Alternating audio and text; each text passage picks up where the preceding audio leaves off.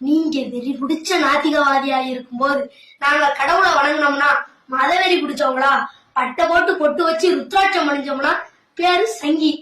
அப்போ இந்து கடவுளுடைய பெயர்களை வச்சிருக்கவங்க எல்லாருமே சங்கிங்க தானே? இங்க ஜாதி இல்ல மதம் இல்ல அப்படின்னு போராடுற எல்லாருமே அவங்களுடைய ஜாதி கொடியையும் அவங்களுடைய மதத்து கொடியையும் தூக்கிக்கிட்டு ஜாதியும் இல்லை மதமும் இல்லை அப்படின்னு போராடுறாங்க.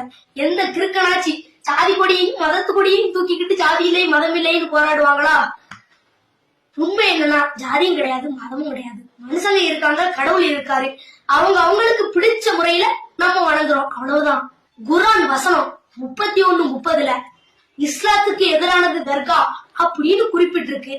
தன்னை இஸ்லாமியரா உணர்ந்த யாருமே தர்காவுக்கு செல்ல மாட்டாங்க அப்படின்னு சொல்லுவாங்க.